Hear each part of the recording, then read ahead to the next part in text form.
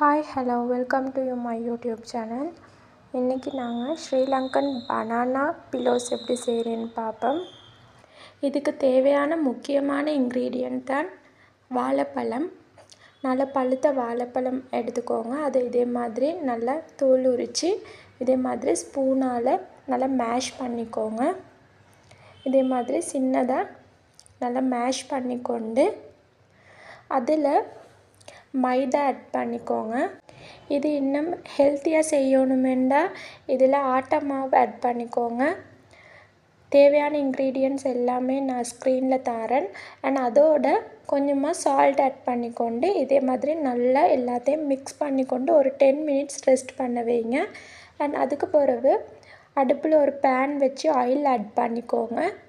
Oil add பண்ணி இந்த banana filters எல்லாத்தையுமே கொஞ்சம் கொஞ்சமாக ஆட் பண்ணிவிட்டு இதை நல்லா பொரித்து எடுத்துக்கோங்க.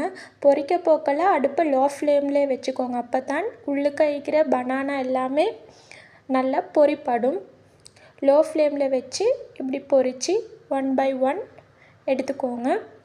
எல்லாத்தையும் ஒரே அடிக்க ஆட் பண்ண வேணாம். ஏன்னா எல்லாமே ஆயிலில் ஆட் ஆகினா எல்லாம் மிக்ஸ் ஆகிடும்.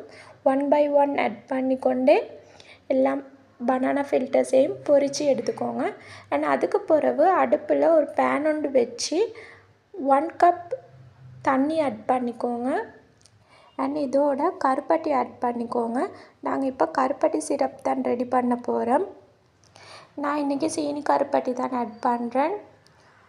பாருங்கள், இதே மாதிரி பதத்தில் வரணும். கொஞ்சம் திக்கான பதத்தில் தான் இதை நாங்கள் இறக்கணும். இந்த பதத்துக்கு வந்ததுக்கு பிறகு எங்களோட பனானா ஃபில்டர்ஸில் பனானா பிலோஸில் இந்த சிரப்பை ஆட் பண்ணிக்கோங்க. பனானா பிலோஸ் எல்லாமே ஒரு 1 hour இந்த சிரப்லேயே ஊற வச்சுக்கோங்க. அப்போ தான் இன்னும் நல்லா டேஸ்டியாக இருக்கும். இந்த வீடியோ உங்களுக்கு பிடிச்சிருந்தா என் சேனலை சப்ஸ்கிரைப் பண்ணுங்கள். தேங்க்யூ.